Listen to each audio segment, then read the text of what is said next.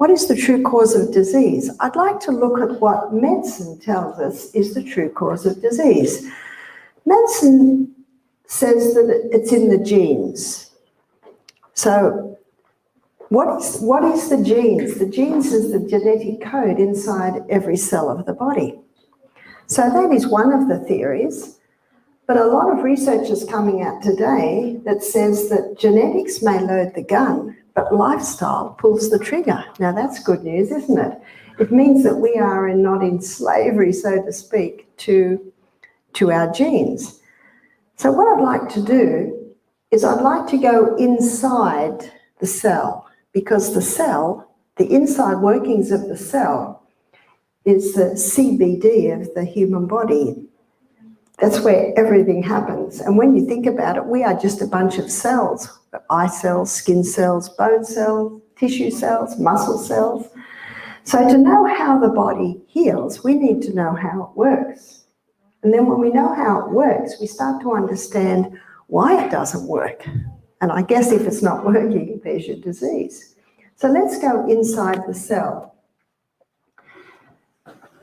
And in the very nucleus of the cell is the DNA.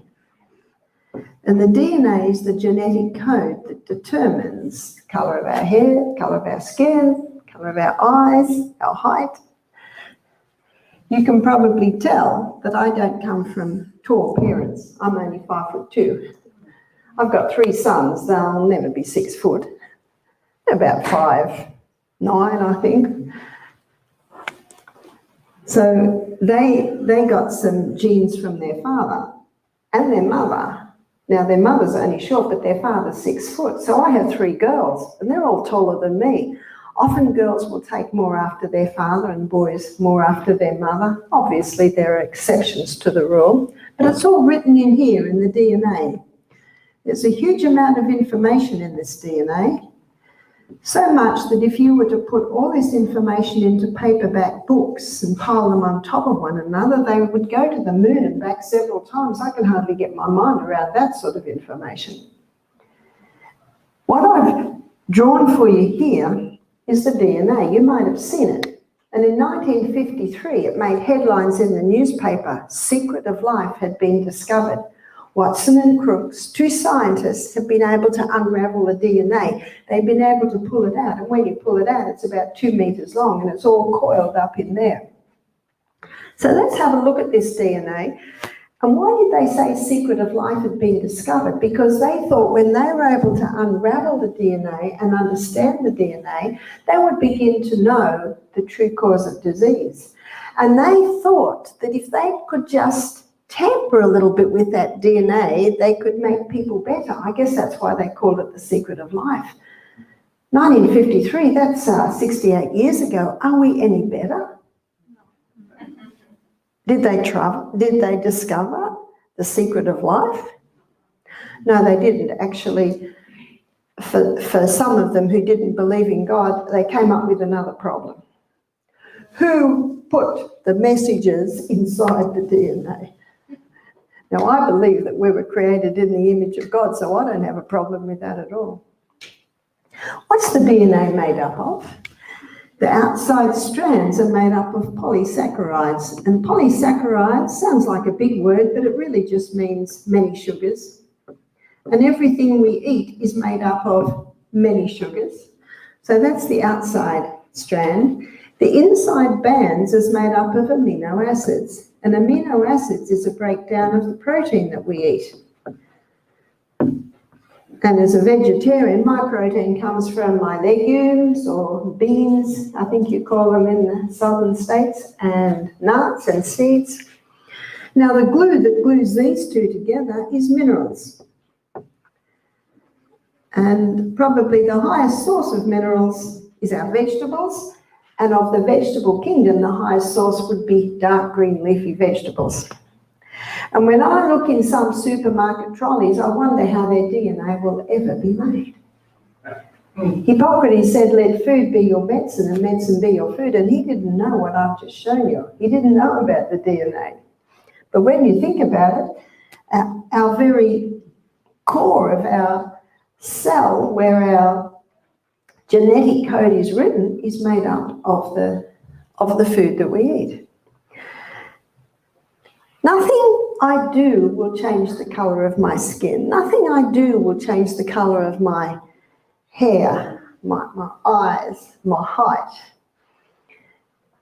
But it seems like, and some think, there's nothing I can do to change the fact that my mother died of rheumatoid arthritis, a cripple at 51, and so will I. Well, that is what happened to my mother, but I'm way past 51, and you've probably noticed I'm not a cripple in a wheelchair, and I'm not dead. Because genetic loads the gun. It is lifestyle that pulls the trigger. My mother didn't know what pulled the trigger and what stopped the trigger. But I do. And with great pleasure, I share it with you in these meetings. How nice that we can actually switch our genes on or off. It's called epigenetics. Epigenetics is the study of the genes and what affects the genes. So what I'd like to look at is what affects the genes, to the point where what even damages the genes. 92% of DNA damage, the research is showing today, 92% of damage to the DNA is a mineral deficiency. So how could we be mineral deficient? We're certainly not living in poverty like some African countries. How could we be mineral deficient? Well, Dr. Robert Thompson, in his book, The Calcium Lie, he gives the figures there that shows that 50 years ago, there was twice as many minerals in the soil as there is today. I know that this does happen in some places in America. It certainly happens in Australia. The same crop is grown in the same soil year after year after year. Now, if you grow something in the soil, it's going to take nutrients out of the soil. That's how the plant grows.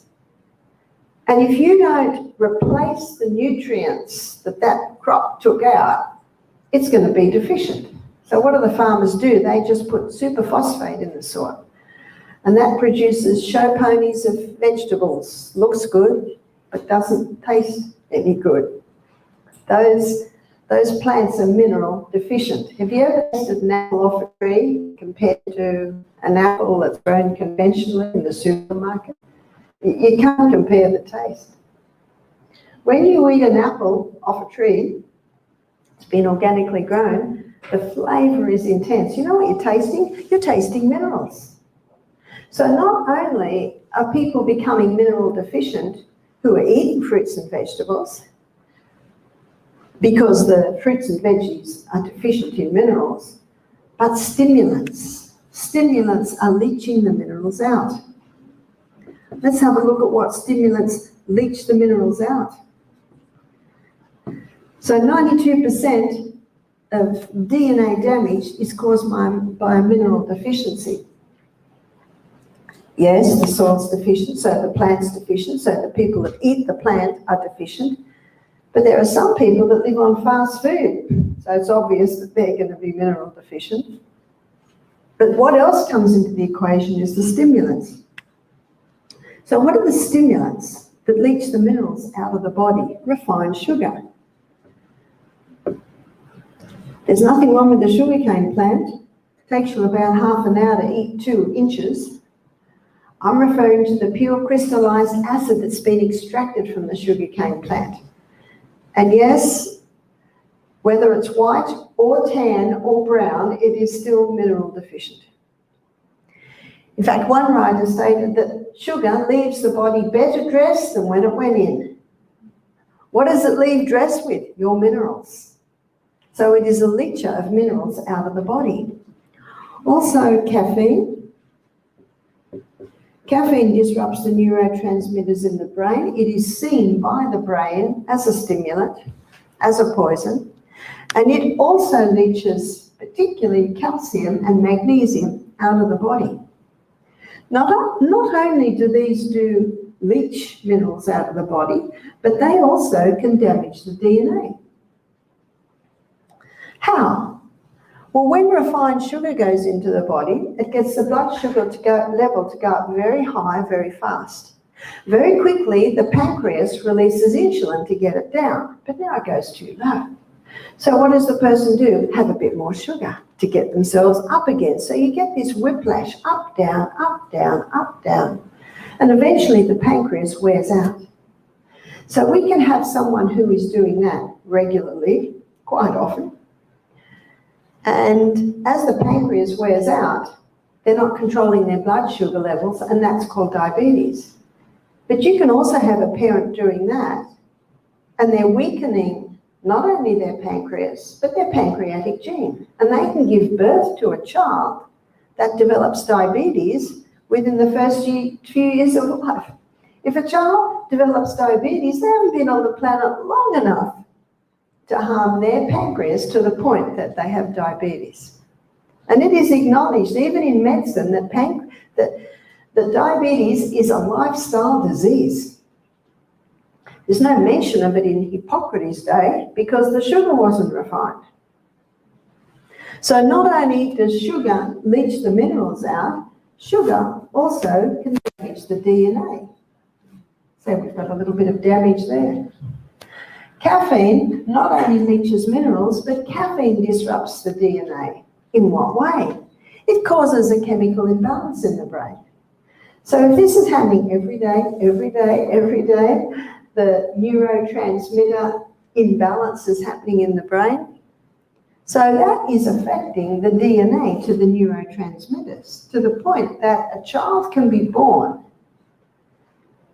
where both parents are having a cup of coffee a day, say a Dr. Pepper a day, the lady's having a block of chocolate a day. That child can be born with weakened genes to the neurotransmitters and so be sensitive or prone to attention deficit syndrome, hyperactivity, even epilepsy, maybe autism. One writer claimed that parents are the genetic engineers of their children.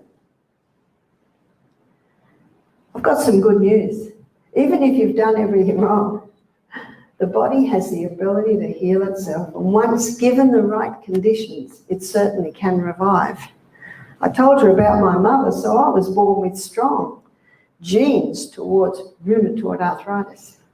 We had a lady attend Living Springs retreat last week. I was there for the week. She's been on oxycodone for 20 years to manage rheumatoid arthritis in her lower back.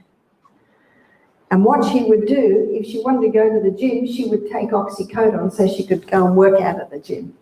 And if she was going to do housework, she'd take the oxycodone so she could do the housework. Do you know what she's just done? She's just taken away the signs that her body would give her to say, can you stop? Can you slow down? Can you have a break?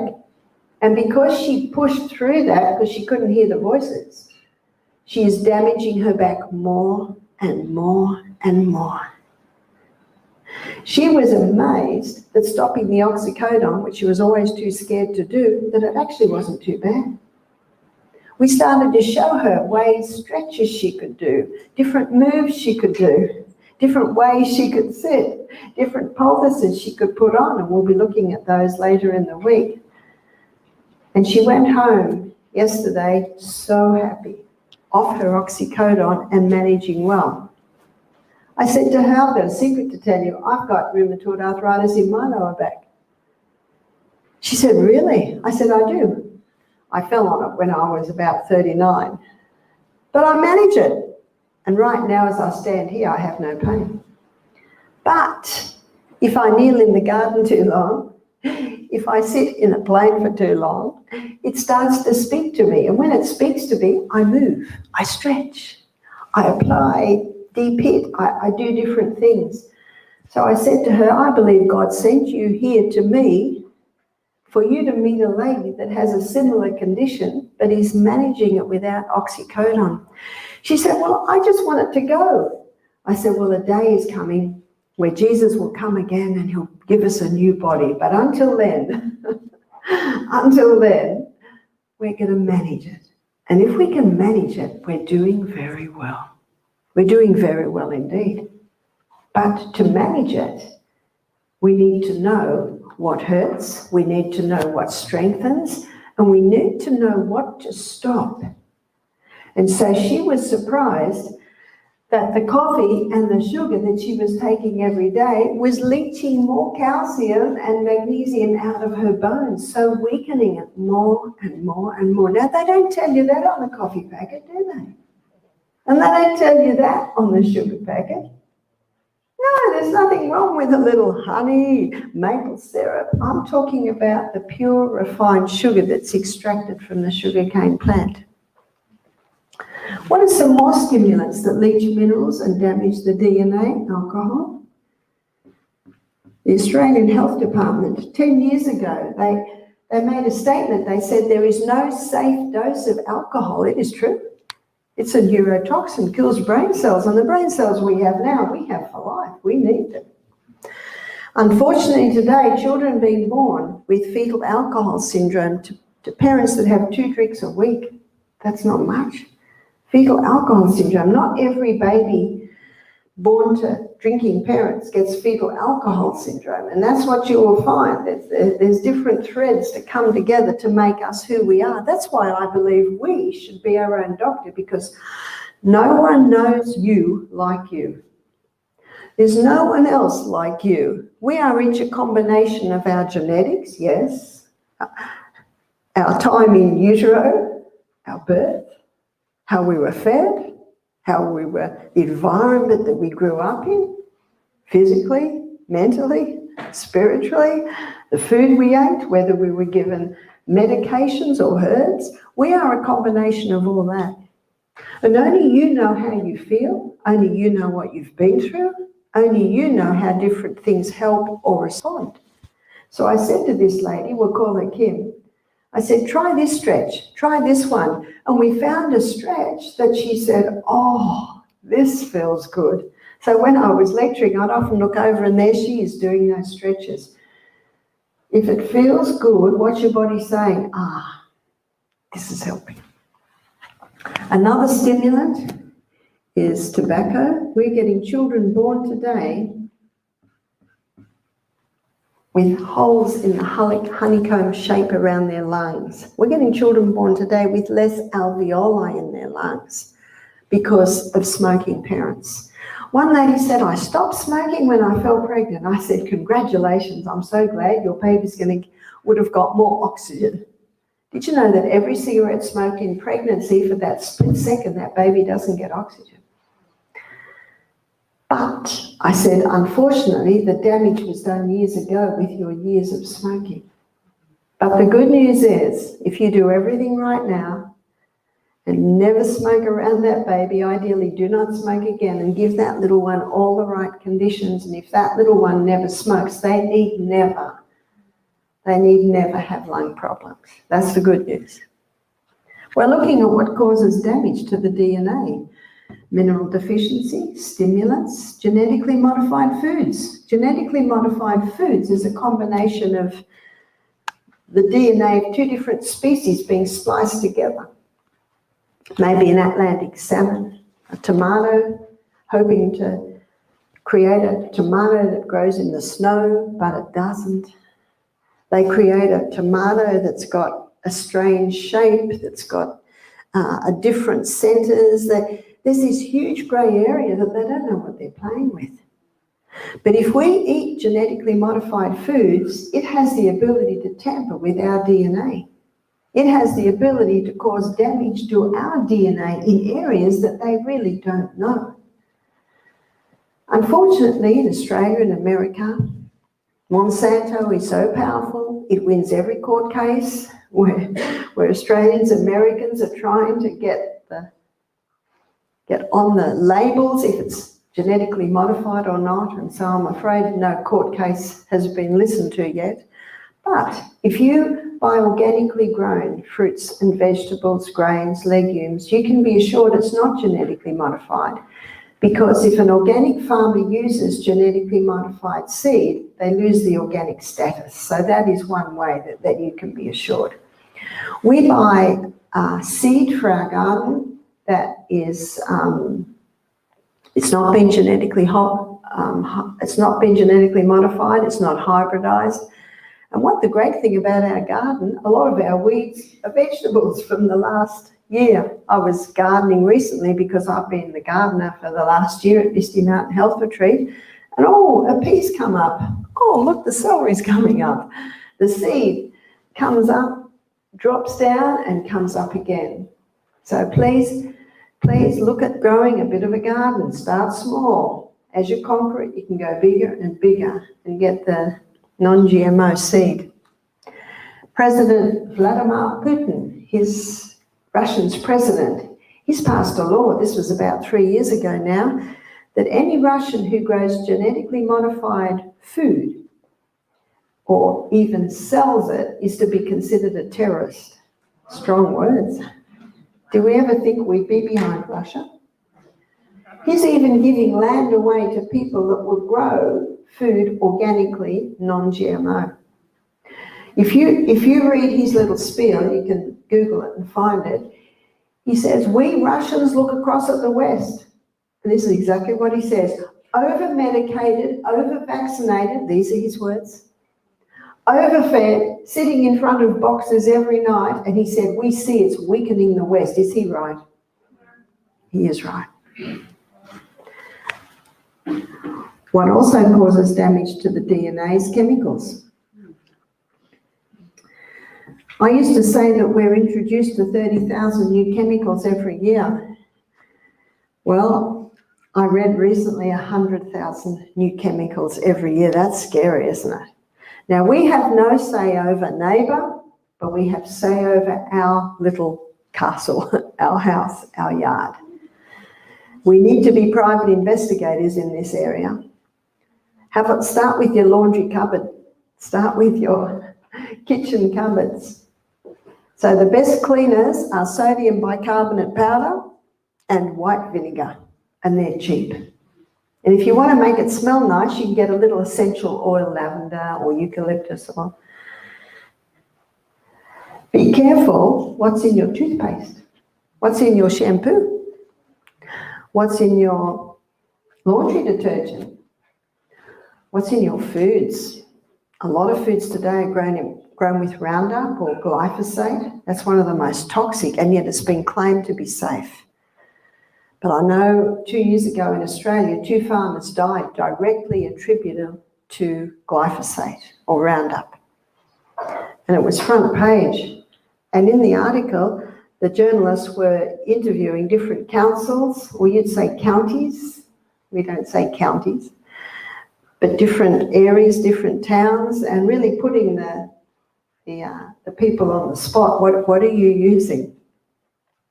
Unfortunately, when the pressure goes off, many people go back to the way they were. So be careful of your chemical exposure. Another area a lot of people don't think about is the clothes that we wear. There are 3 chemical fabrics. There's lots of natural ones, but I'll define the chemical ones. That's polyester and nylon and acrylic. Polyester, nylon and acrylic, they're really made out of chemicals. You can call them man-made fibres. There are some man-made fibres made out of wood. Rayon, viscose, modal, they're all made out of wood pulp, so they're basically considered natural fibre. Of course, you've got your cotton and your silk and your hemp and your bamboo. Especially ladies' underwear. Please read your labels, find out what it's made out of, especially when ladies exercise. And I trust by the end of the week, everyone will be exercising when you find out what a valuable thing it is. So if a lady has underwear or clothing that is made out of nylon, polyester or acrylic, and she's exercising, her body gets hot, her pores open, and her skin absorbs the chemicals from those fabrics.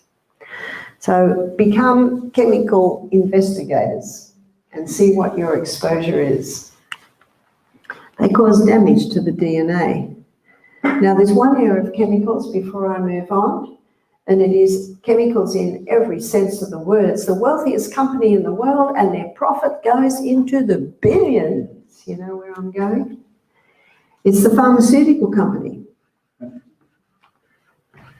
Oh, we saw 6 guests free this week from their medication. How nice. How do they feel? And it's nice being at a retreat because you're being watched, you're being monitored, we're trying different things. Oh, they were so happy. Some drugs cannot be stopped immediately. Your cortisones, your antidepressants, they have to be weaned off carefully. But there are many people who are being over-medicated. And one lady said, I always thought my husband was being over-medicated. And he was, but a lot of people, and I understand this, are so hesitant to go off because they don't know what will happen and they don't know the alternatives. But the body's been designed to heal itself. In Psalm 104, verse 14, the Bible says that God gave herbs for the service of man. And we'll be looking at some of those herbs as we go through this week. We'll be looking at some specifics later, and then we'll be looking at heart, and we'll be looking at the herbs that specifically strengthen the heart, herbs that strengthen the arterial walls and thin the blood. Many are sick through ignorance, and that's why we run these programs, to give information to people so they can start to take control of their health, their lives. Also, electromagnetic field excess. This is called the silent killer. You may have heard this one because we can't see it. And you know the worst place to put your laptop is on your lap. The figures are showing now that young girls who had their laptop on their lap, say from 10, 12, 15, 18 years of age, we come through to in their 30s and they're pregnant, 47% miscarriage in the girls that had the laptop on their lap while those eggs were developing. And young men who are getting married and find they can't father children. They suffer from low sperm count or penile dysfunction, all because of the laptop that was on their lap. So the laptop must go on the bench, must go on the desk, but not on the lap. I was reading the account of a breast surgeon. He said he's shocked at the amount of young women who are coming in with breast cancer in the breast where they put their phone into their bra. You can buy sports bras today with pockets in them for the phone. And also, ladies, be careful because the breast is very sensitive tissue. 1 in 4 women are getting breast cancer, so we need to look at this. And when women their job is in front of the computer all day, of course that screen is very close to the breast, but you can buy screen filters, you can buy those. So if that is your job, it's important to have a look at the screen filters.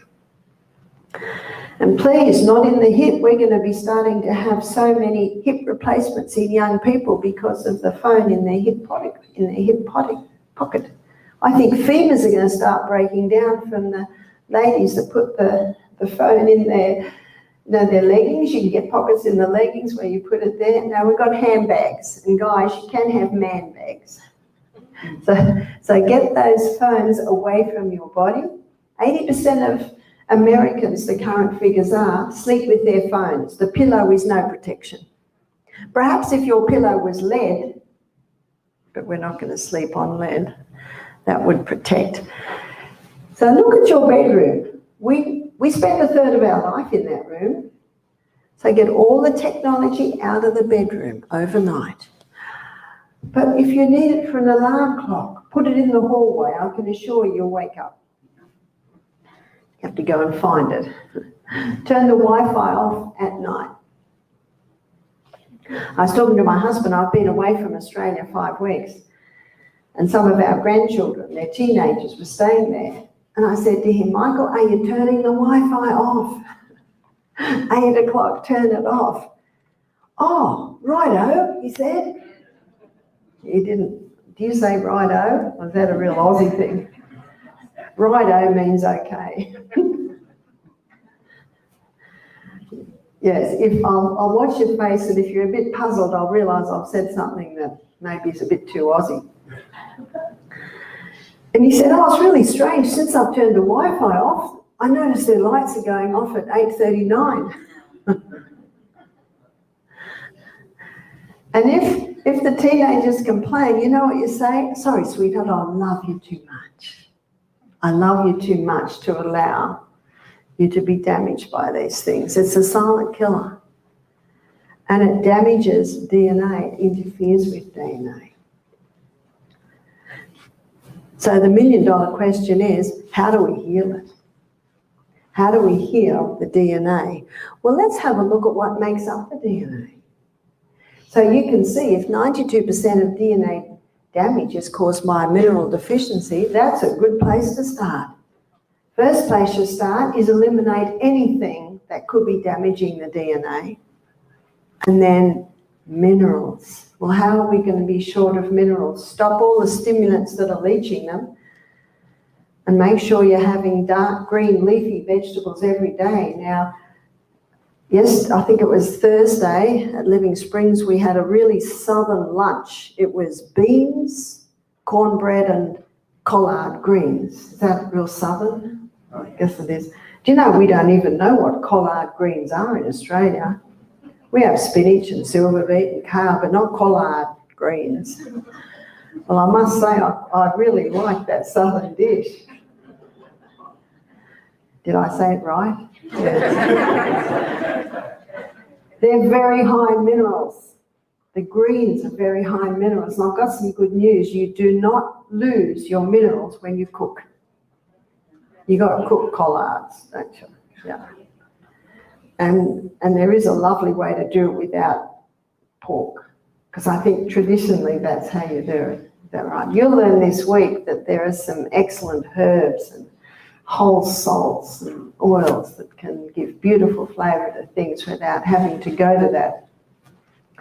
Because, yes, the human's sick, but the animals are sick too. And so you're far better to go to your plant-based diet.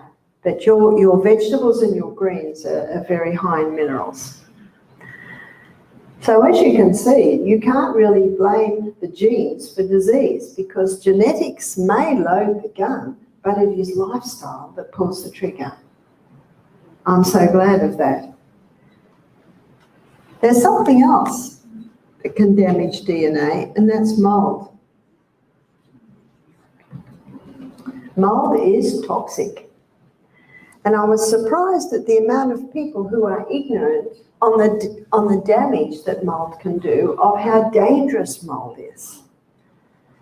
And if you go to the Bible, it's called leprosy in the house. This is the old King James Version. And it says green and red streaks. That's exactly what it says. Well, that sounds a bit moldy.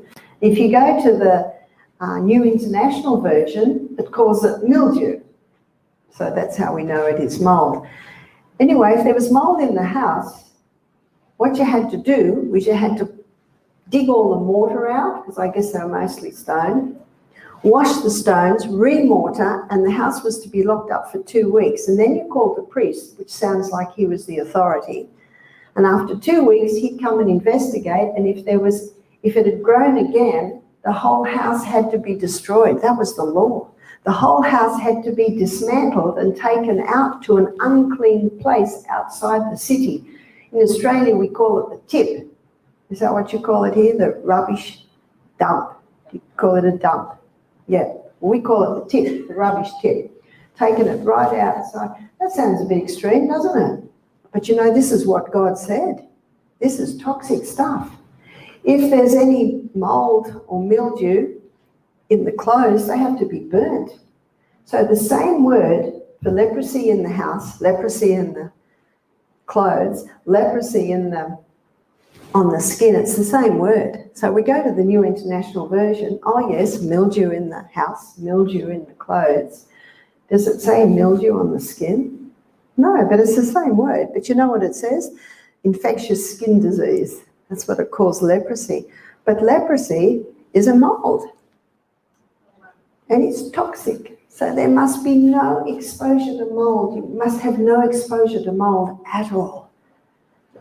We had a lady recently at one of our retreats, and she moved into a house. It wasn't a new house, but it was new to her. And within 1 year, she had what's called sclerodoma. Rashes on the skin and the hands starting to cramp up. It's actually a mold. And she said she saw on her ceiling in her bedroom a little black dot, and she thought it was a bug. You call it a bug, yeah, something like that, a little creature. Anyway, the next day it was twice the size, and she asked her husband to get it down. And when he knocked it down, it was a mushroom. So they got some workers in to open up the ceiling, and it was green and red mold and black mold. It was all into the insulation. So she'd been breathing that for a year. Something else happened. She said she got out of that house straight away. She said she left everything. Everything was tainted with this mold. Her hands were all cramped up like this, and she's only in her early 40s. And she was still feeling sick, and then she heard about women having problem with their breast implants, and she had breast implants for 20 years.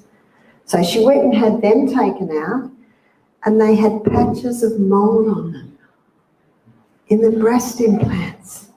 She said when she had those breast implants taken out, she began to recover. Her hands, instead of being cramped right over, they had loosened so far. Her tongue was white at the back. You know what that white at the back means? Little fungus buds. You see, what is mold? It's a microorganism. Microorganism means microscopic. And a microorganism, it can only be seen when it's to the reproductive stage. So when she saw that little spot on the roof, it was already to the reproductive stage. So she's been breathing this in for over a year. Microorganisms, that's not quite right. Still mastering the art of saying one thing and writing another. Organisms. Microorganisms are everywhere. They're in the air we're breathing. They're on every surface area. But there are 10 times more microorganisms in the body than cells, and we have 100 trillion cells. And there are 10 times more microorganisms in our gastrointestinal tract. They're basically everywhere. And they play a very important role in the proper running of the human body. But whenever cell damage happens, these microorganisms have the ability to change roles. We have the ability to change roles. I've just spent 5 weeks with my daughter in Wisconsin, just over the border from Minnesota. We had snow 3 times. Now, I'm not quite dressed the way I was dressed then. I had a few more layers and thick, we call them woolly jumpers. You call them sweaters, is that right? I had some big woolly jumpers on, and I had a thick hat on and gloves on for my morning walk. I don't need to dress that way now because the environment's changed. And I'm not dressed now the way I'm dressed if I'm at the beach. I'm not dressed now the way I'm dressed when I'm sleeping in bed at night. We change roles according to the environment. I'm not dressed now the way I was dressed when I was 6 months old. I'm not dressed now the way I was dressed when I was 2. We change roles according to the environment, so do they. And whenever cell damage happens, they have the ability to change roles. They now become the cleanup team, or as one microbiologist said to me, he said, Barbara, we call them the garbage collectors. So microbiologists call these the garbage collectors. So what's the garbage collector's name? The garbage collector's name is bacteria. That's what bacteria is. That's what it does. It's an opportunist organism. It's there to clean up the mess. Now, as the environment changes, it can change again. It now becomes the exterminators. What are the exterminators? The exterminators, they have a different name. In fact, there's a few exterminators. Yeast is an exterminator. Fungus. There's another one. We've heard a lot about it recently. It's a virus. It's a stage. They change. We could say they evolve. They change into different forms according to the environment. And I know in Australia, the deaths from the coronavirus are to people who already have pre-existing health conditions. Now, young people not young people, not healthy, strong people. In fact, if you go to worlddominator.com, it says that 98% of people that get coronavirus have a mild case. So you know what I say? Why do we have to vaccinate against something that 98% of people will have a mild case? It defies reason. As the environment changes, now the undertakers come in. What are the undertakers? The undertaker's name is mold. That's mold. It's the last stage. Can you see that? And it's not long after the mold stage that the matter is brought back to dust. Now, what I have drawn for you here is the cycle of life. It's the carbon cycle. A basic law of science states nothing's created and nothing's destroyed. It just changes form. The carbon cycle. In fact, if there wasn't for these microorganisms, there'd be so much rubbish on the planet, we wouldn't be able to walk on the planet. These are the performers in the cycle of life. These are the players in the cycle of life. And when they're active, instead of coming in with the kill mentality, we need to be asking this. This should be on the tip of everyone's lips. Why are they there? Why was mold in this ceiling? Well, there was a leaking pipe. There's always a reason. Newton's third law of motion states that to every action there's an equal and an opposite reaction. There's always a cause. Proverbs 26 verse 2 states that the cursed causeless shall not come. In other words, no problem, no curse happens without a cause. To say that it happens without a cause is to defy basic science and really basic common sense. And you know there's been a death and no one attended the funeral because no one knew he died. It was the death of common sense. Isn't that true? And when I'm looking in any area to determine what is truth, I use the BHSC method.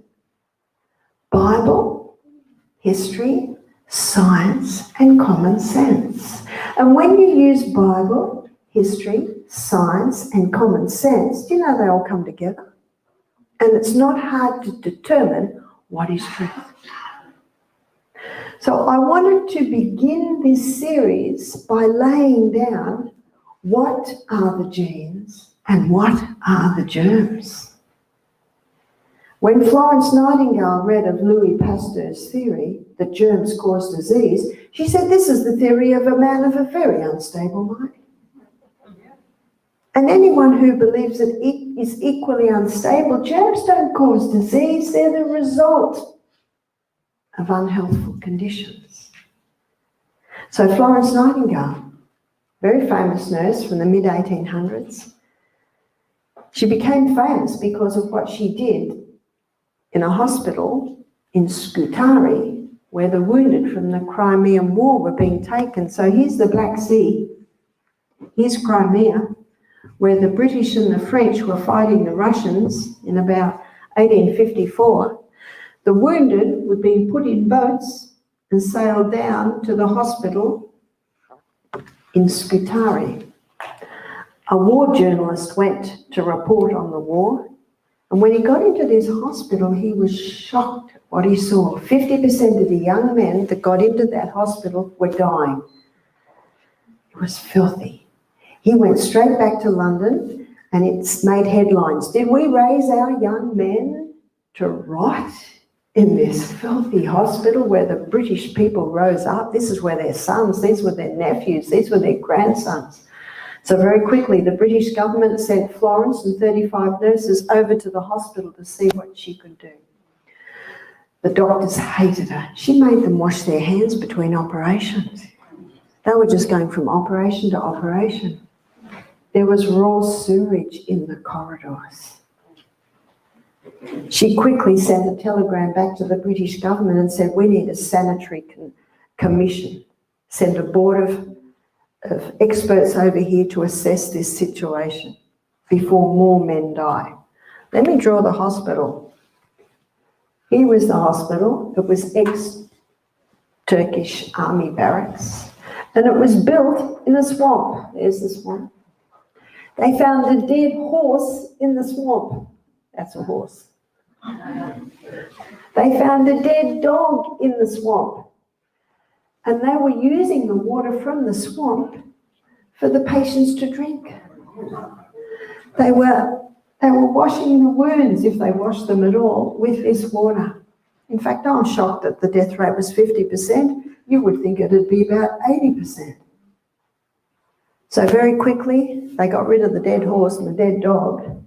They started to boil the water. Inside the hospital, Florence and her nurses were scrubbing. She'd already asked her father for a shipload of clean linen, clean bandages, and a cook. You know what the food was?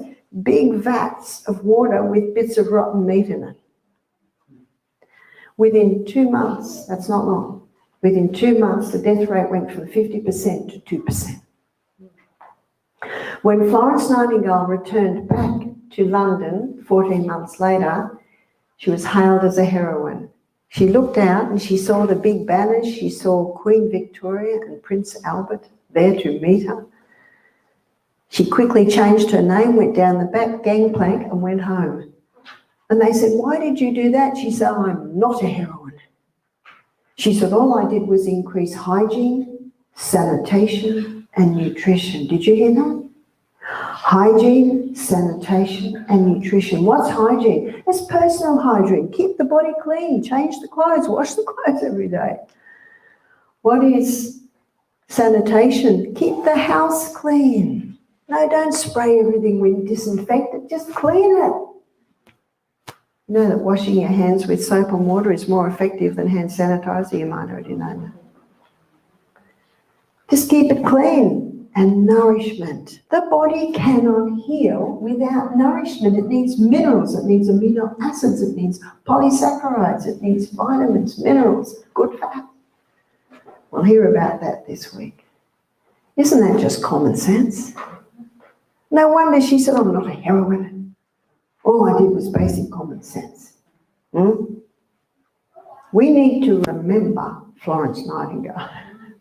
We need to remember what she did, because we're getting sicknesses today that sometimes are wholly due to lack of hygiene, lack of sanitation, and lack of basic nutrition. You know what she said in her book Notes on Nursing? The window in the sick room should never be shut. Fresh air. She said the patient should never be out of the sunshine. Do you know the sunshine purifies? Have you seen that photo that's gone round from the Spanish flu? By the way, how many died in the Spanish flu? 50 million. No, the COVID's nothing near that, nothing. In fact, it's an embarrassment to even compare it. But they had beds outside in the sun because they started to see that when the patients were getting fresh air and sunshine, they were recovering. It's really basic common sense, isn't it? And I love it because it is so simple, so simple. So if bacteria is out of control, we've got to ask why. If any of these are out of control, why? Why are they there? We've got to get away from the kill mentality, because anything that will kill a small organism will kill the big. And what are we? The big. I'm going to have a break now. So please have a breath of fresh air and a drink of water. It is now 7:10. If we could come back in 10 minutes. In 10 minutes, I want to go one step further to show the true role these microorganisms have in disease. So please have a breath of fresh air, a drink, a visit to the, well, we call it the little house, and we'll be back in 10 minutes. These little microscopic substances that are often called the enemy. And if someone has a bacterial problem, what does the doctor put them on? Antibiotics. What are antibiotics? And granted, antibiotics have saved the lives of probably millions now. I'm not against antibiotics, but we've got a problem today. And the World Health Organization have stated that they believe the biggest health risk today is the overuse of antibiotics. Have you heard that? I believe antibiotics should be kept for life-saving, that's all, life-saving measures.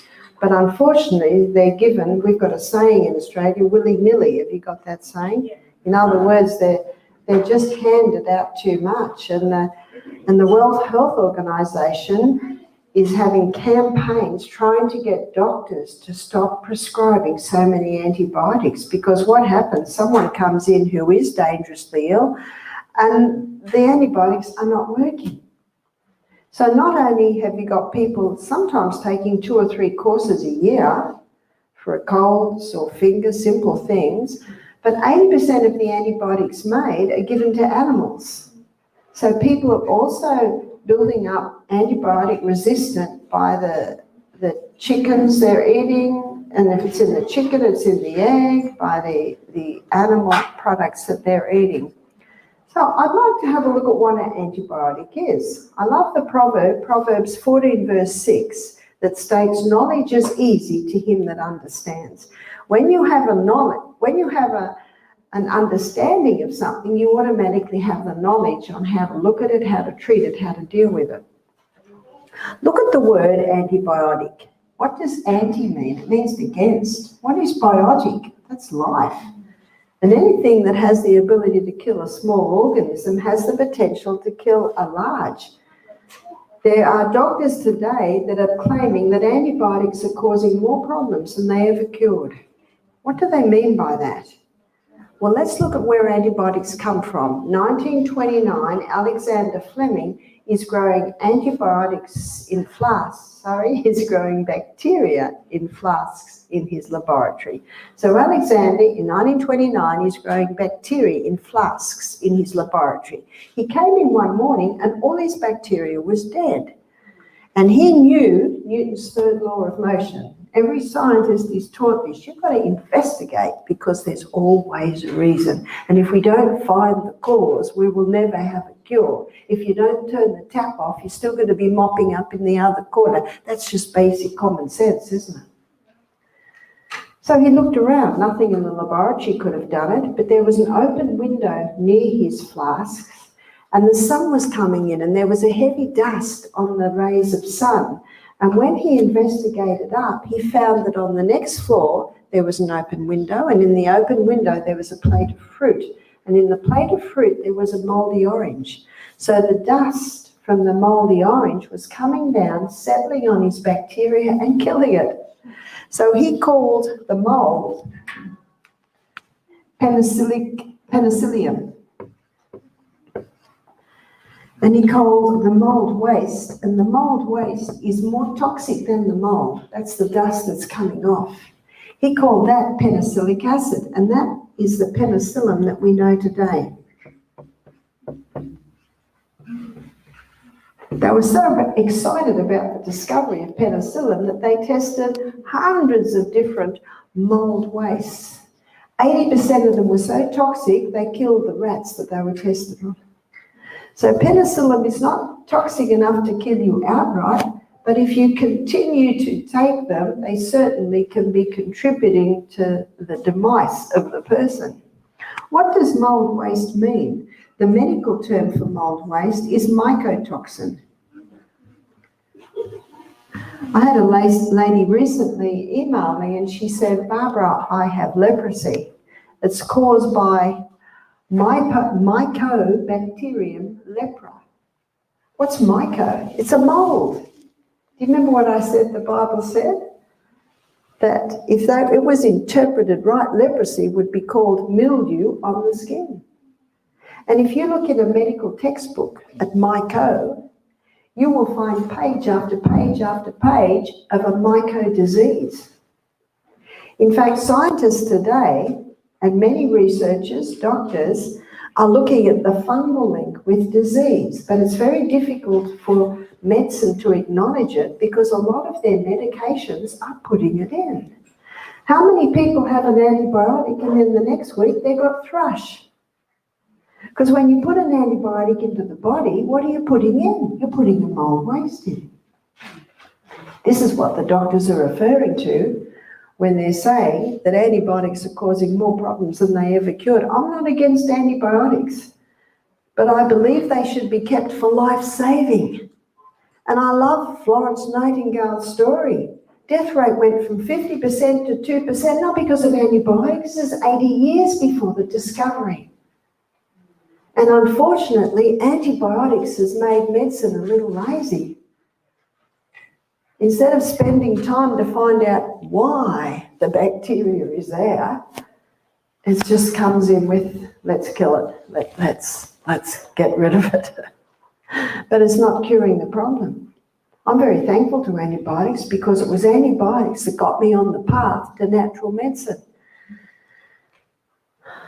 I'm in my late 60s now, but when I was 23, I had my first baby. And when I was 24 and she was 16 months old, she got an earache. I was trained as a nurse, took her straight to the doctor. Even though I was a little bit of a hippie, back to nature lifestyle, I did not know what to do when I got sick. Put her on antibiotics. Everyone said, don't play with the ears. She'll go deaf. You don't want your baby to go deaf. Why did I go to the doctor? I went to the doctor because of this. Yeah?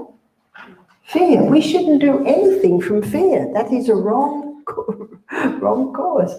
We had a lady last week that had a t-shirt that said, fear is a liar. I said, I like that. Well, the earache cleared up.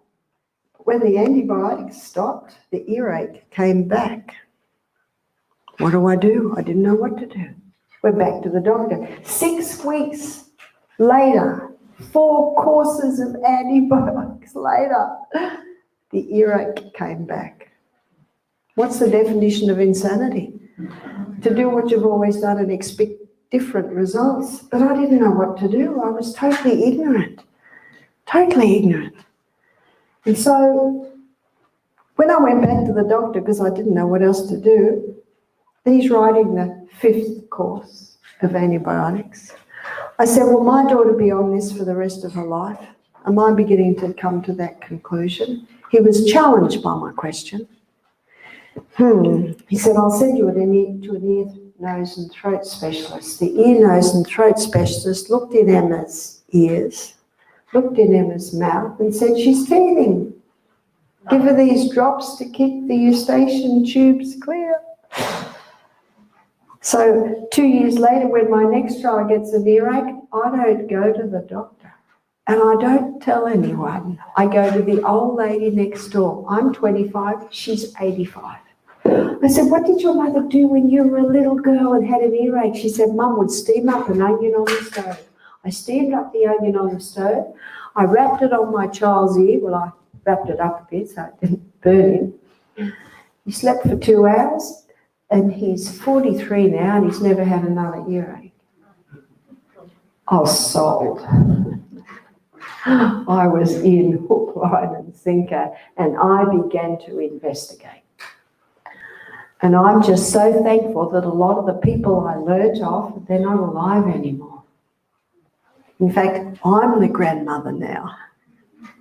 A lot of this information has been lost. I'm very thankful that there are books that do talk about it. I wish I'd known me when I was a mother and all the little things that you can do. So can you see what I say when I say I'm very thankful that I had that experience with antibiotics because it made me stop. And I raised 7 more children and none of them have had antibiotics. Emma didn't have any more antibiotics and they're all still alive. There are alternatives. Now I want to go back and pursue another area. A contemporary at the time of Louis Pasteur, you see Florence Nightingale's in England, Louis Pasteur's in France, and a contemporary of Louis Pasteur was named Antoine Bouchon. Antoine Bouchon, 6 times professor, it took 6 pages of fool's cap reading of his accomplishments in his lifetime, but most people have never heard of Antoine Bouchon, but everyone's heard of Louis Pasteur. Antoine Bouchon, he said, germs don't cause disease, they're the result of unhealthful conditions. He says, disease is born in us and of us. There is always a reason, because these are just opportunist organisms. Genetics loads the gun, but lifestyle pulls the triggers. The germs are there, but it's bad lifestyle that contributes to activity. Can you see that? He did an experiment one day. He got a dead cat and he wrapped it in an airtight container. He came back 4 months later and opened the container and there was dust. Now, I have to give you an Australian scenario because I know Australia. If a cat dies in the bush, you call it the woods, is that right? The dung beetles come up, the worms come up, the blowfly lays its maggots, the kookaburra has a nibble, the dingo has a nibble, the crow has a nibble, and their aim is to bring matter back to dust, right? But in the airtight container, there was no dingo, there was no kookaburra, there was no crow, there was no blowfly with its maggots. What brought matter back to dust? Well, the dead cat, isn't that the ultimate cell damage? And what happened is that the microorganisms that were an integral part of living, running cat, upon death of the cat, they took their suit of clothes off, so to speak, put their rubber gloves on and became the clean-up team, the garbage collectors. As the environment changed, the exterminators, then undertakers, till eventually they brought cat back to dust. That's the cycle of life, the carbon cycle. Antoine Bouchon, with great excitement, got the dust, put it under his microscope. It was alive with microorganisms. A basic law of science states nothing's created and nothing's destroyed. It just changes form according to the environment. Antoine Bouchon went all over the world. He went to the pyramids, gathering little bits of dust, putting them under the microscope. Maybe from the pyramids he saw the microorganisms that were in Tutankhamun. It's an amazing thought. When they're in the soil, now they play another role. Just before I left, I planted a lot of celery. So in the summer, see, we're just going into winter in Australia, and in the summer, the celery goes to seed, and then as that middle one that went to seed dies off, all tiny little celery plants come up. And I dig that up and pull off every little celery plant. It's got a couple of little roots. And so I left the kitchen staff with 3 big beds, and each bed would be as probably long as those chairs there, of celery. We use a lot of celery. We use it in the broth. We use it in the juices. It's a great additive and alkalizer to tomato sauces. So let's say this is my celery plant. And what I did, here are the roots, when I was planting out my celery plant, I had my offsider Dan get me compost. So what's compost? We've got 3 compost bins. One we're adding to. We've got a lot of kitchen scraps, a lot of juicing scraps, so we make sure it's interspersed with the stalks of the old corn plants and the stalks of the old broccoli plants, so it aerates a bit. And it got up to about this high. Our compost bins are about that wide and about that deep. The middle one is sitting. In other words, it used to be like that, and we've let it sit for about 6 months. And we know it's ready to use because pumpkin plants, I think you call them squash, yeah? Pumpkin plants are coming out, tomato plants are coming out. And the first one we're taking from. So the compost is all broken down, and you know when it's ready. In fact, I've got a photo of me squatting down in my compost bin with a handful of this beautiful compost. It smells like earth.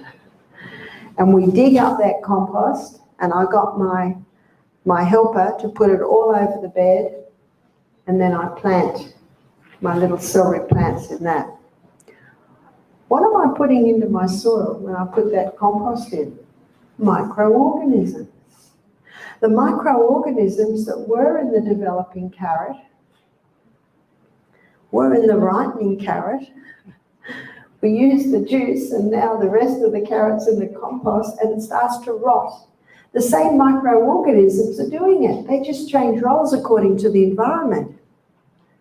And now I'm putting into my soil microorganisms.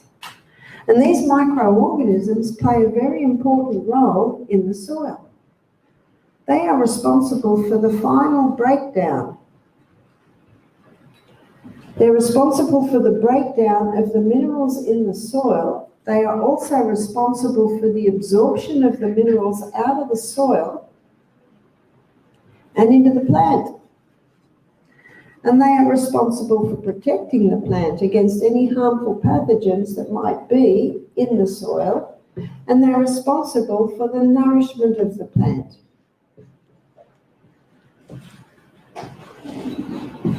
That's why the organic farmer always uses compost.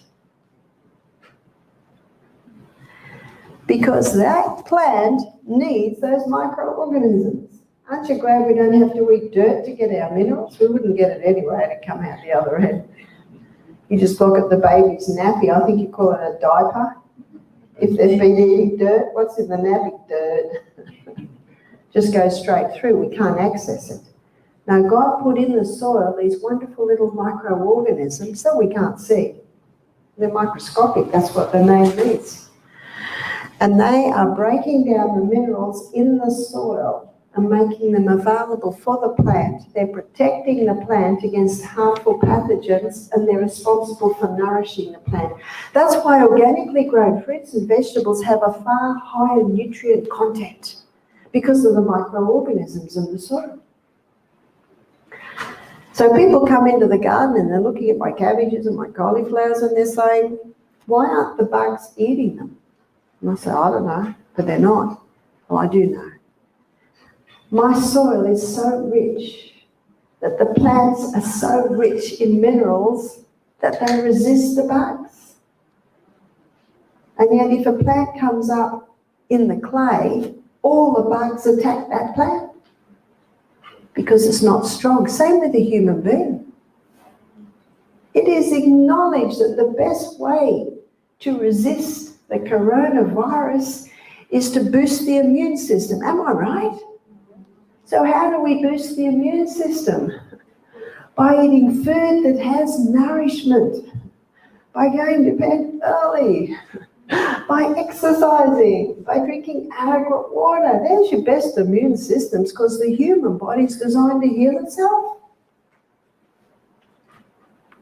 Now I'm going to take it somewhere you may never have taken it before. Here are the roots of the plant. They look a little bit like that. Here is the lining of the gastrointestinal tract. Looks pretty similar, eh? In the soil, there are microorganisms. When we're in our mother's utero, our gut is sterile, no microorganisms. When we're born, we're literally showered with our mother's microorganisms. I was watching a documentary on this, and this obstetrician said, we always thought God made a mistake putting the birth canal and the anus so close. He said 40 years ago, if a woman came in to have a baby, we'd give her an enema and clean the whole lot out. He said, we now know it's a perfect design. Because when the birth canal stretches, the anus stretches, and the baby comes out, the skin hits the air and the baby goes, ah! What are they breathing in? The air from the next tunnel, which is heavy with the mother's microorganisms. And the baby swallows, and the baby's gastrointestinal tract starts to build up the microorganisms. The first 3 days, the woman has no milk in her breasts. What she has in her breasts in the first 3 days after the baby's born is a thick, creamy, rich substance called colostrum, and that's heavy with microorganisms. A man rang me up, he said, Barbara, my wife had a baby 2 years ago and there's no milk. I said, are you in a maternity hospital? He said, yes. I said, hasn't anyone told you? It doesn't come in for 3 days. But it's very important that that baby be put to the breast every few hours to get that thick, creamy colostrum. I gave birth to 6 babies, and I can remember hearing them drink, drink, drink. There's that thick, creamy colostrum. The lady knows when the milk comes in because she wakes up the next morning with 2 boulders. And the milk starts to get a little thinner. I was talking to a farmer, and he said, if a cow gives birth to a calf and dies in childbirth, he said, if we don't get that calf on the teat of another cow that just gave birth, he said that calf will ever be a sickly baby, not getting that colostrum. It's very, very important.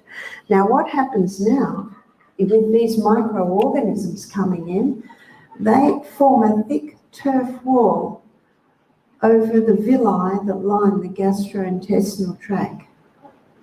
And that thick turf wall is made up of Lactobacillus acidophilus bifidus bacterium, which is the 2 main bacteria in the gut from which all the others develop from. Now, those microorganisms in the gut play almost the same role as the microorganisms in the soil. They are responsible for the final breakdown of our food. They are responsible for the absorption of our food out of the gut and into the blood, because all through the villi is a little blood capillary network. You know, the Bible says in Leviticus 17:11, the life of the flesh is in the blood. Anything that goes into our gut is not part of you or me till it gets into the blood. And these microorganisms are essential for the final breakdown, for the absorption, but not only that, for protecting the blood against any harmful pathogens. And these microorganisms nourish the little cells that line the gastrointestinal tract. The cells that line the gastrointestinal tract are remade every 3 to 5 days. Eye cells, they're made about every 2 to 3 days. Skin, I think we've got a new skin every month. Liver, every 6 weeks. Bones, every 3 months. We're constantly being remade according to the formula, as we looked at yet in our last lecture on the DNA. Are you starting to see that they are not the enemy? They are actually an integral and vital part of life in the human body. Hippocrates said all disease begins in the gut. And unfortunately with antibiotics, as one writer said, taking an antibiotic is like dropping an atomic bomb in the gut. What did the atomic bomb do? It killed the good and the bad. And that's what antibiotics do. They kill the good and the bad. So if someone is in a life-threatening situation and has to have an antibiotic, as soon as possible, they start taking a probiotic. Probiotic means for life, which is a powder that has Lactobacillus acidophilus bifidus bacterium. A proper understanding of microorganisms is essential in understanding how the body works and what we can do to encourage healing in the body. So if there are doctors today claiming that antibiotics are causing more problems than they ever cured, and again, it's because of the disruption to the gut flora, also because of putting this mold waste in the body, what can we do to get rid of fungus, mold out of the body? Fungus, mold, yeast can come into the body in 4 ways. It can come in through skin, it can come in through breathing, and it can come through ingestion, eating something. So if there's anything that has a taint of mold on it, you must discard it. Because when you see the mold that's to its reproductive stage, it's all through that article of food. And the 4th way that a person can be infected with yeast or fungus is sexually. Most sexually transmitted diseases have a fungal base.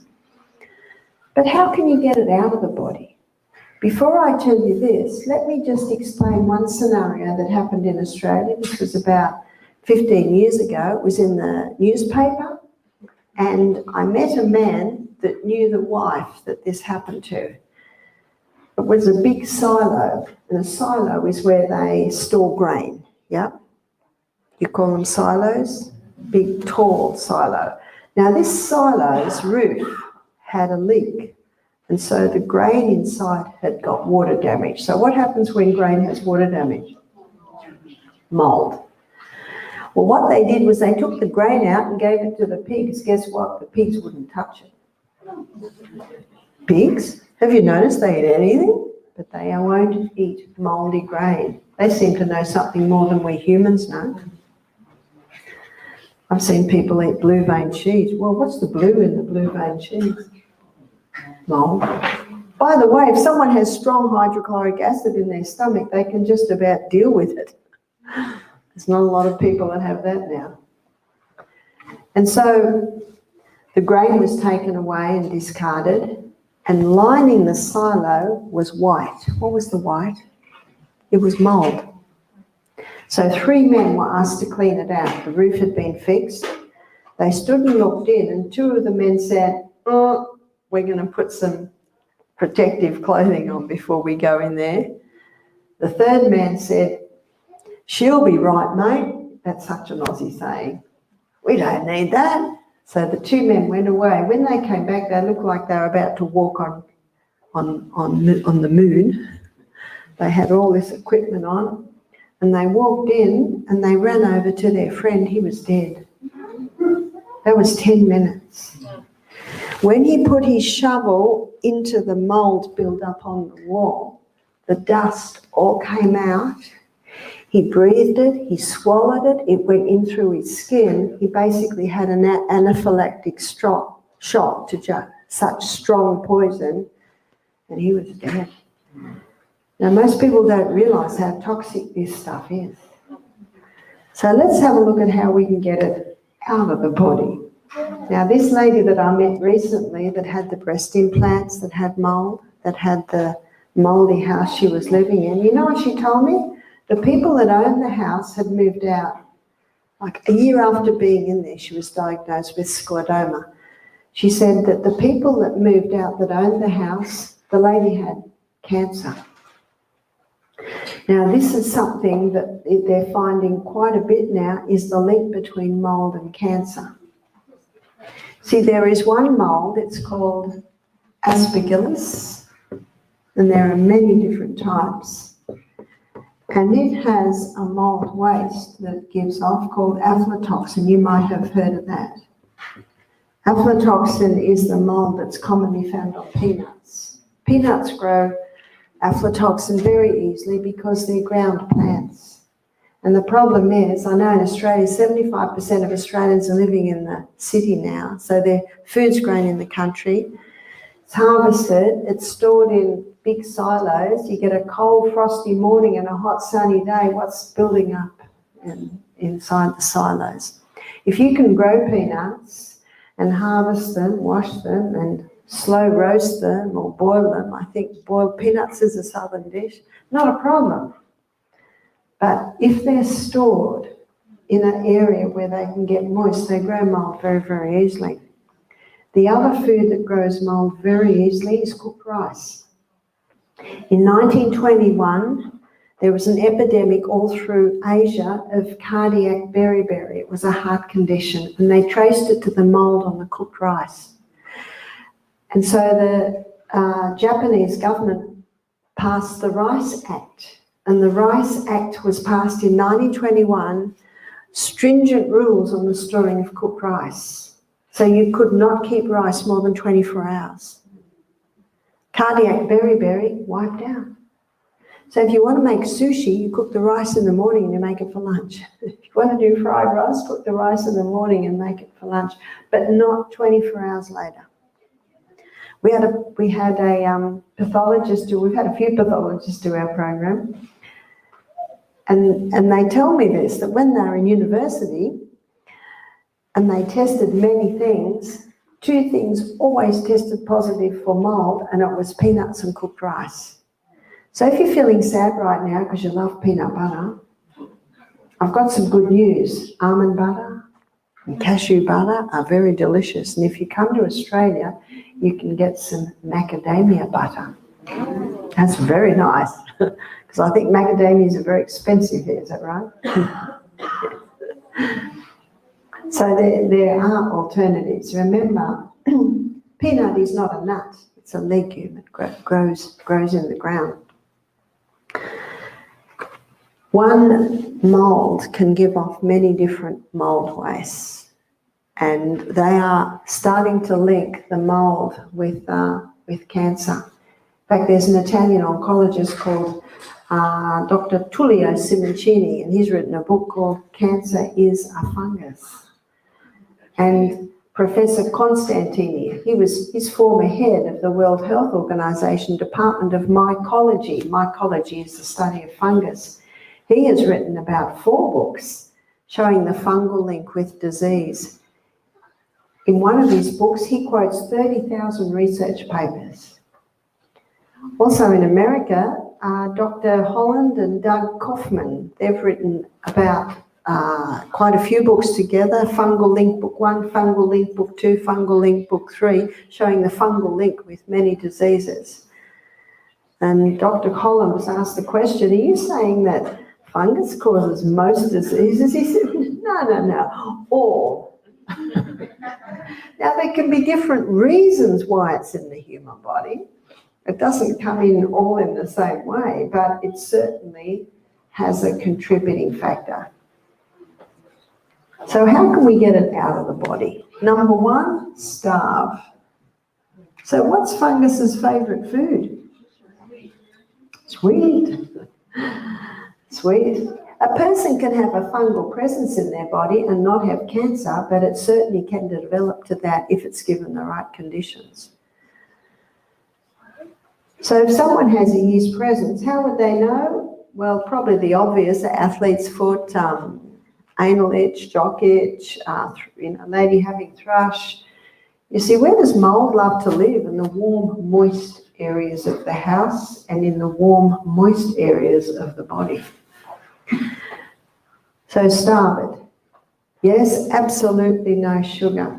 I have written a book on this. It's called Self-Heal by Design. In fact, what I'm touching on tonight, it explores in a lot more detail, and it gives a lot of reference in there that you can check out. And yes, we happen to have some out there. Or you can, if you've got friends that would like it, you can get it on Amazon in the US. Self-Heal by Design, it's called. So you're going to starve it. So starve it by greatly reducing your fruit content. So I think it's stage 1 of the antifungal diet in my book. You can have Granny Smith apples and grapefruit.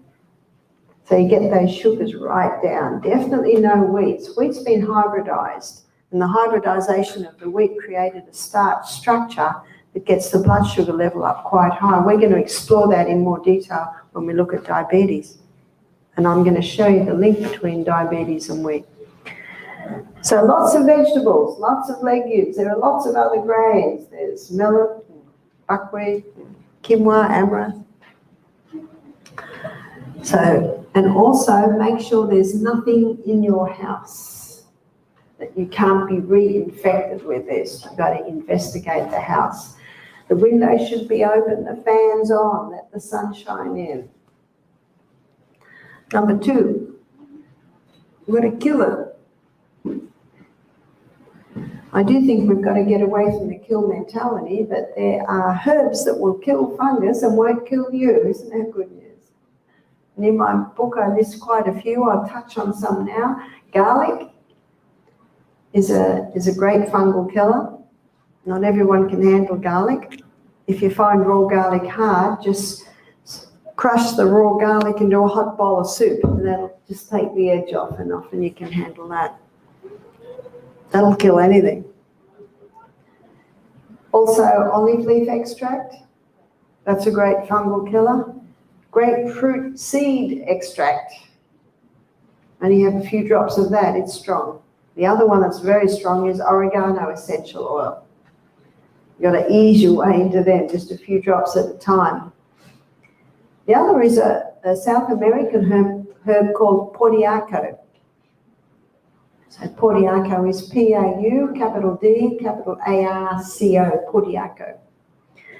It has a plant chemical in it called lapacho, and that's a fungal killer. What I suggest is you alternate 2 weeks on garlic, 2 weeks on olive leaf extract, 2 weeks on grapefruit seed extract, 2 weeks on oregano essential oil, 2 weeks. So you alternate it like that. Keep the body reactive. Don't use all your ammunition at once. Alternate it. Number 3, alkalize.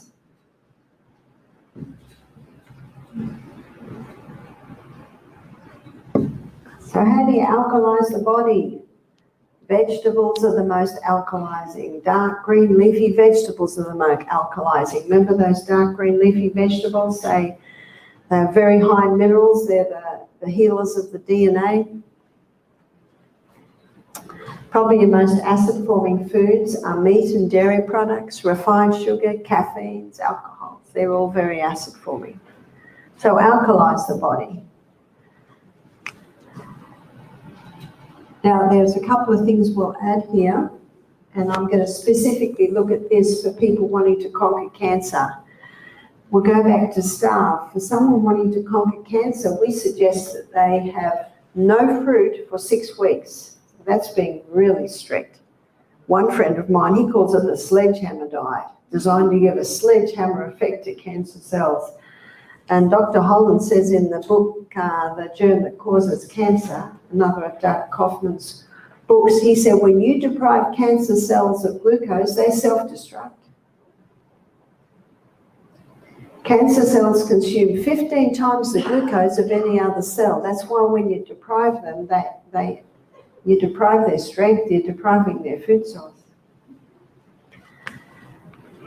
And the herbs that we just mentioned. In our health retreat in Australia, we have a hyperbaric chamber, right? And the hyperbaric chamber pumps oxygen into the body under pressure. I know there's a health retreat that I sometimes visit in Colorado. It's called Eden Valley. I know they have a couple of hyperbaric chambers there. You may have heard of the hyperbaric chamber. Bit hard to get one of them in your backyard. They're about $30,000. And also, to help the person with conquering cancer, you can do sodium bicarbonate wraps. Now, sodium bicarbonate is an alkalizer. And wherever it touches, it gives a wave of alkalinity to that area. If someone has throat cancer, gargle with it. If someone has cancer of the cervix, they can douche with it. If someone has cancer around the rectum area, they can have enemas with sodium bicarbonate. If someone has stomach cancer, then they can drink the sodium bicarbonate, but not near your meals, because it'll reduce your hydrochloric acid. So they could drink the sodium bicarbonate first thing in the morning, maybe last thing at night. Wherever sodium bicarbonate touches, it gives a wave of alkalinity and the cancer can't survive. Dr. Tullio Simoncini, he was injecting it straight into the cancer cells. Poor Tullio Simoncini, did he get a Nobel Prize for the success he was getting? No, apparently he's in jail at the moment. All his qualifications have been taken away from him. Can you patent sodium bicarbonate? No, the pharmaceutical companies can't. I hope he's not still in jail because he was doing a mighty work there. If a doctor administers chemotherapy to a patient and they die, there's no ramification. It's just really not fair, is it, the way it goes? So sodium bicarbonate, it can be applied in those areas. And what we have been doing, you might have heard that I have come under a lot of attack in Australia to the point that I'm banned in Australia. We were doing sodium bicarbonate wraps. Now, I was drilled extensively at my inquisition, my tribunal, about the sodium bicarbonate wraps. I have never ever claimed that they cure cancer. They don't. They are part of the program of giving the body the right conditions for healing. And we have seen total turnarounds from cancer. Now, the Healthcare Complaints Commission, we asked our guests, ex-guests, to send them stories if they'd been healed. If they'd been healed from cancer, to send stories. The Healthcare Complaints Commission contacted us and said, could you please ask the people to stop emailing us? They have flooded our email and we can't function. They said, we respectfully request. So we said, we respectfully request that you lift the ban. How can there be a crime if there is no victim? And there is no victim, but there are plenty who have been healed. Much depends on how advanced the situation is. So when someone in times past has come to us with cancer, this is what we say. We have seen turnarounds. We have seen 3 months go to 6 years. We have seen the last days made more comfortable. So whatever the situation, can you see it's of benefit. I can't heal anyone. The body and the body alone has the power to heal, and it will heal if it's given the right conditions. Let's give it the right conditions and see what happens. Apparently on YouTube, there is a YouTube on how to do the sodium bicarbonate, and I was certainly under attack because of this. They said, why did you put this on YouTube? I said, I didn't even know it was up there. When I was in New Zealand, an Indian doctor asked me to demonstrate it. He filmed it and he put it up on YouTube. And I'm so glad he's in New Zealand, because if he'd been in Australia, I think he would have been taken down. Do you know you've got nothing to lose? It doesn't hurt you. But what it does is the skin absorbed it. An American doctor gave me this treatment, and we have found it to be an effective part in giving the body the right conditions for healing. It's very simple, isn't it? And I believe that that God meant it to be simple. Another important part of alkalizing is keeping the 8 laws of health, and we will be touching on these laws as we go through these lectures. The first law is pure air. I hope you have your windows open every night. The second is sunshine. Sunshine's not the enemy in the sky, it's the doctor. And the darker the skin, the more sunshine you need. I was looking at an interview of a doctor. He's a skin specialist, and he said every patient that he sees with COVID has a vitamin D deficiency. So it's important to get out in that sunshine. And if your vitamin D levels are low, you may need to take a supplement until it comes up. The third law is temperance, not taking anything into the body that will harm it, and take moderation in the good things. So stop the stimulants, stop the caffeines, the refined sugars, stop the alcohol, the cigarettes, the drugs, the chemicals, the MSGs, the electromagnetic field excess. Get it away from the body. The next law is rest. We're going to make sure that you can get into bed by 10 o'clock tonight. We should be having 8 hours sleep a night. So you've got a choice. 8 to 4, sorry, you won't make that one. 9 to 5, that's my favourite. 10 to 6. The body must sleep for it to be able to heal. Many people lack sleep today. We'll be pursuing that a little bit more in later lectures. The next one is exercise. God designed that this living machinery be in daily activity, and that activity is its preserving power. You cannot heal unless you are exercising. You just got to find something that'll suit you. Exercise like rebounder. The next law is proper diet. We've touched on that today, a plant-based diet, fruits and vegetables, nuts, seeds, grains, legumes. And the next law is use of water. Please don't drink all your water at once. If I water a dry plant all at once, what happens to the water? Runs out the bottom. You drink all your water at once, it's not long before you're going to have to find somewhere to let it all out. But if I put the water in little by little, the plant will take it up. Notice how God sends the rain, little by little. That's how we should put it into the body. It can access it better. 8 glasses, not negotiable. The last law is trust in divine power. When we trust in God, when we believe that He gave us a body that will heal itself, when we trust in His simple natural treatments, He says, cast all your care upon me. You see, He cares for you. And that's found in 1 Peter 5:7. And in Isaiah 26 verse 3, the Bible says that God will keep him in perfect peace, he whose mind is stayed on God, because he trusts in God. You see, God says, I have not given you the spirit of fear. That's found in 2 Timothy 1 verse 7. He says, I've not given you the spirit of fear, but of power, of love, and of a sound mind. And I'd like to suggest that knowledge dissipates fear. And look at a sound mind. You know what a sound mind does? It considers this. I've given you basic science tonight. I've given you history. I've given you Bible. And I know we've all got common sense. So there's the BHSC method. Let me finish on a story. It's a remarkable story. We had a man come to our health retreat. It was about 3 years ago now. And he was a strawberry farmer.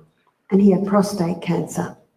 We think it was some of the sprays that he was using on the strawberry farm. He was not really interested in coming to our health retreat. But his wife and his daughter were really keen. They were in their 50s. His daughter was early 30s.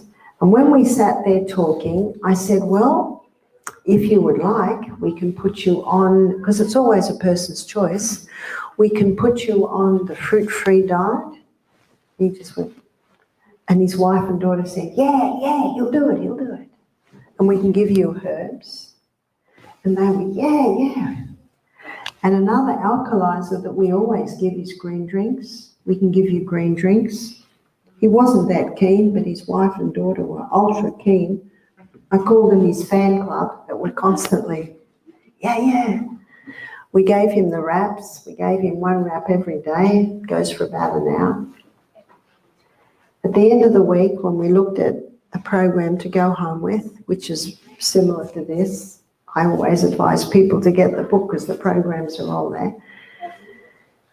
He was just, I suppose so. But his wife and daughter were, yeah. So when he went home, his fan club were doing everything. And he was sort of an easygoing guy. He said, righto.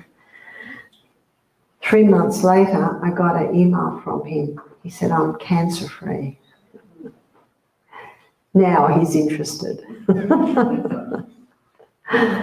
And I thought this was an interesting story because I think it's important that you understand what you're doing to your body, why you're doing it, and believe that God made the body to heal itself and that he will bless the natural treatments.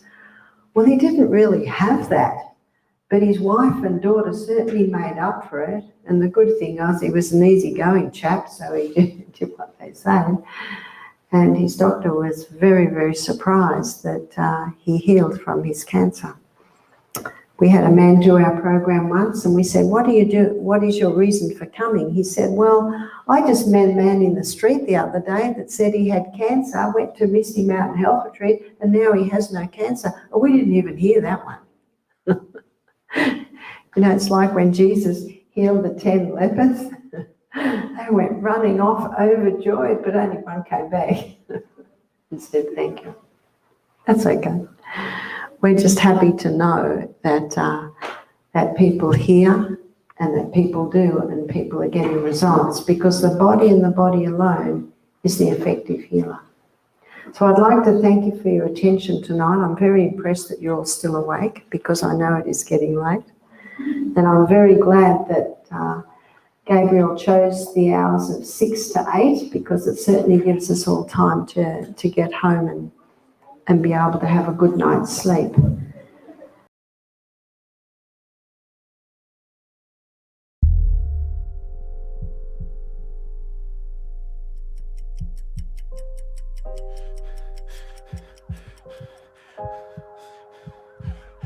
About 83 Americans die from heart disease and stroke every hour. 88 million adults in the U.S. are pre-diabetic, and more than 84% of them don't even know they have it. At least 2.8 million adults die each year as a result of being overweight or obese.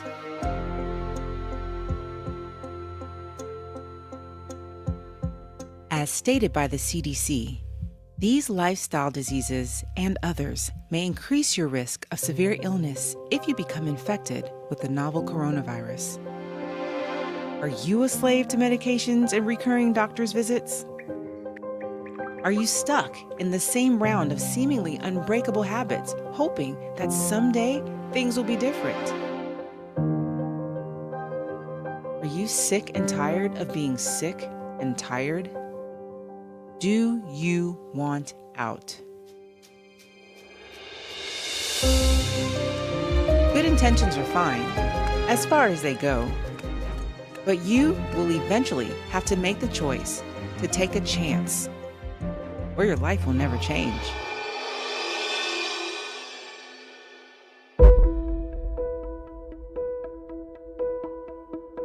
According to an article published in the Journal of the American Medical Association, diseases associated with poor diet and lifestyle choices, such as diabetes and cancer, are the leading causes of death in America.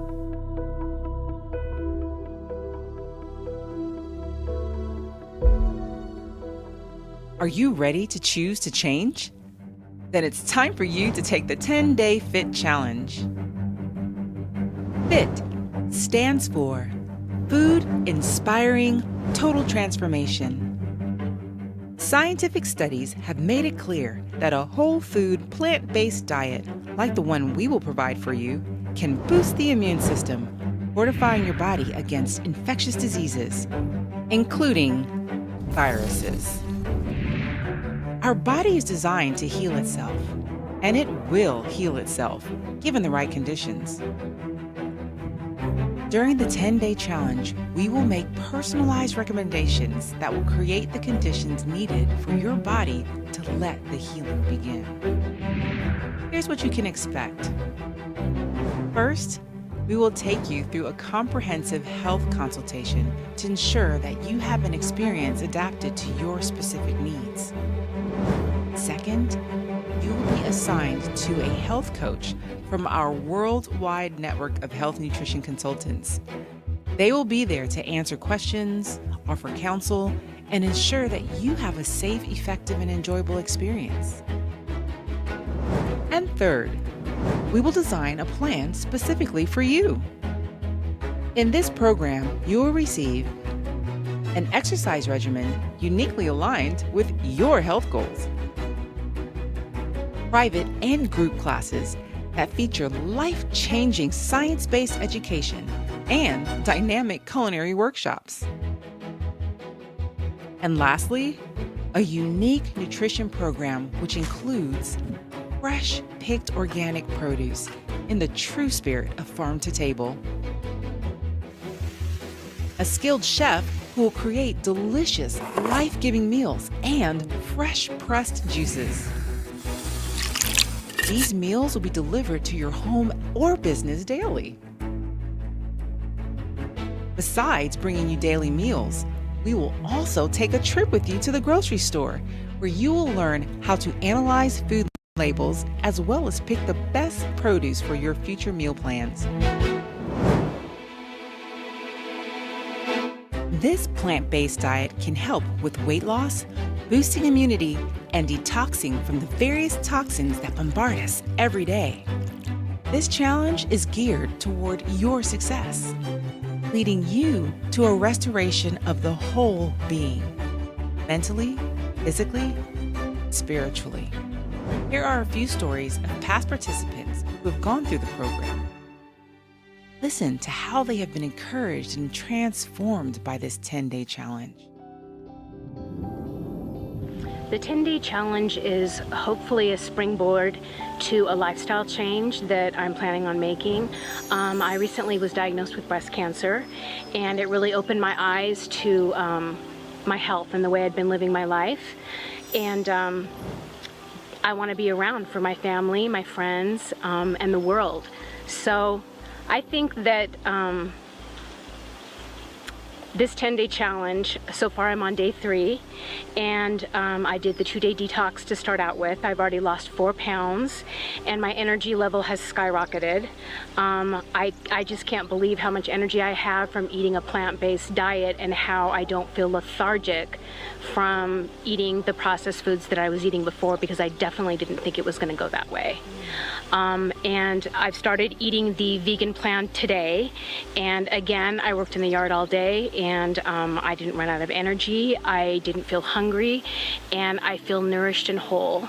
And I think if I continue to apply these lessons that I've learned through the program throughout the rest of my life, that'll definitely help out with not ever having cancer again, which is what my goal is, and getting healthy, and losing a little bit of weight.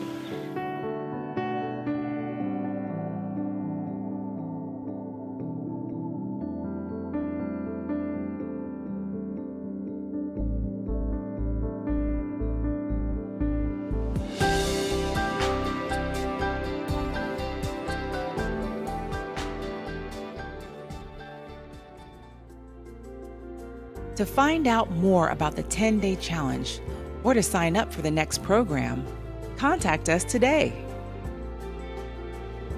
Why wait for a better life tomorrow when you can have it today? It's time to let the healing begin.